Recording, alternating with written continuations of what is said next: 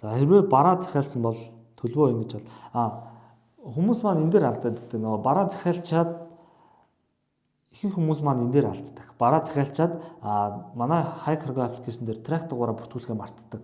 Тэрнээс болоод бараа нь өөр салбарт очих юм уу, тэ? Салбар солигдох магадлалууд, тэ? Бараа нь олдохгүй тохиолдлууд ч их байдаг. Тиймээс эхний ээлжинд бараа захиалсан дараа дэлгүүр нь гаргасан мэдээлэл ирвэл заавалчгүй трака бүртгүүлж байгаарай.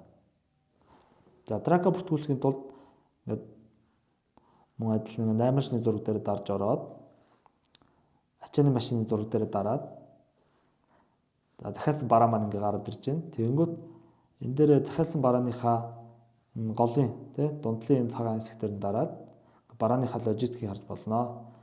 За барааны логистикийг чинь ингээд ачааны машинаар ингээд явж байгаа харагдчих тийм ээ. Байршил нь. Одоо таны бараа хаана явж байгаа байршил логистикийн байрлал ингээд харагдчих байна гэсэн. За тэгэнгүүт барааныхаа логистик руу оронгууд энэ хэсэгт нь ингээд трак дугаар буюу илгээмжийн дугаар гэж гарч ирж байгаа. Яг энэ хэсэгт нь энэ орондоо. Тэгвэл илгээмжийн дугаарынхаа энэ хойдлын энэ цагаан энэ хоёр хамттай цагаан дээр дараад тэнгууд ингээд трак дугаар маань хуулагдах юм аа. За яг трак дугаар нь хуулагдангууд нь буцаж хай карго аппликейшн руу ороод энэ илгээмж гэж хэсэг байгаа энэ илгээмж дугаар бичих. Энэ дээрээ дарангуудаа паст хийгээд ингээд илгээмжийн дугаар чинь бүртгэж байгаа.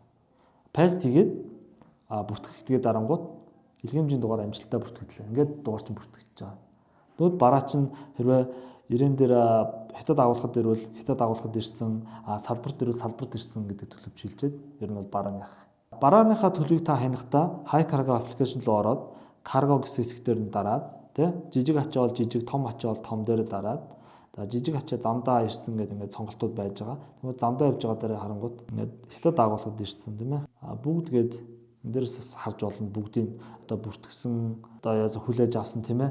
Агуулгад ирсэн ч юм уу тийм ээ. Салбарт ирсэн гэдэг ингээд төлөвүүдийг харж болдог байна. За тэгээд барааны маань төлөв ингээд харагдаж байна. За тэгээд та нар маань ингээд энийг копи паст хийгээд ингээд трака бүртгүүлсэн байхад бол ингээд заавалчгүй дээвүүгээсээ бараа бүтээгдэхүүний логистик төлөвийг хараадах хянаадах шаардлагагүй. Ерөөсө хай карго дээр ингээд хянаадахад л болчихно гэсэн үг.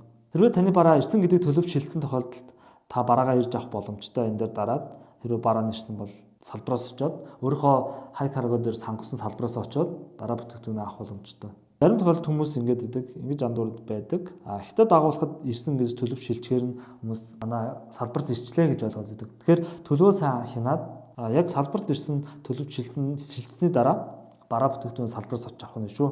Баярлалаа.